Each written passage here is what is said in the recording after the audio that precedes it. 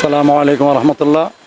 ইসলামী foundation কর্তৃক আয়োজিত 2025 বাইতুল মোকাররম জাতীয় মসজিদের দক্ষিণ চত্বরে জাতীয় বইমেলা। আলহামদুলিল্লাহ, আমাদের গত বছরের তুলনায় এই বছরও আমরা অনেক সুন্দর করে আয়োজন করেছি। আমি মেলা কমিটির সহসভাপতি হাফেজ মোহাম্মদ শাহাদাত হোসেন প্রধানিয়া, মুসলিম লাইব্রেরির স্বত্বাধিকারী।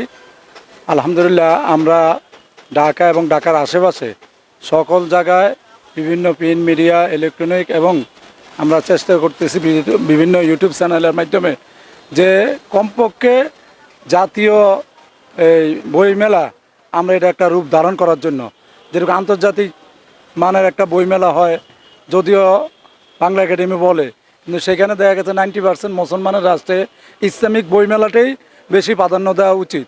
কিন্তু আমাদের দেশের যে মিডিয়া এবং ইসলামী ফাউন্ডেশন আমাদের ওই মিডিয়াদেরকে তেমনভাবে আহ্বান করে না।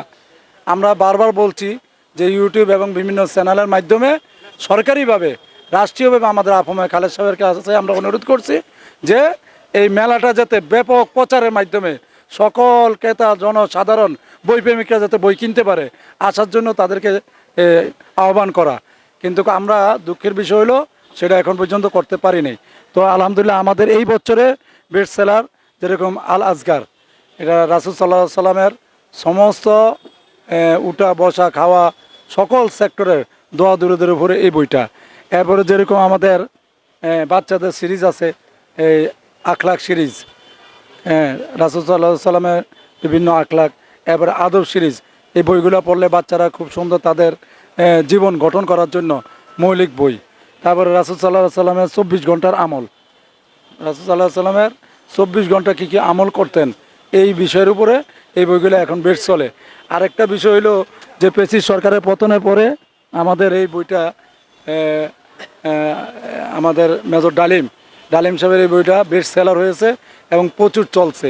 যেহেতু পেসিস সরকারের 16 বছরে মানুষ বই কিনতে পারতো না এবং উন্মুক্ত আকাশের নিচে যে সাধারণত কোনো মানুষ এসে যুব সমাজ এসে বই কিনবে এটা সুযোগ ছিল না।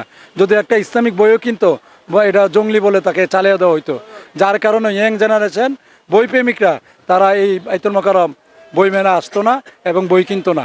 গত বছর পতনের পরেই আলহামদুলিল্লাহ এখন প্রচুর পরিমাণে এই বইপ্রেমিকরা বই কেনার জন্য আগ্রহী করতেছে এবং আসতেছে।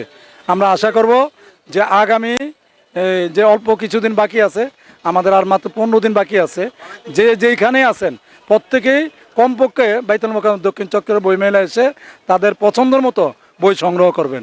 আসসালামু আলাইকুম রহমতুল্লাহ।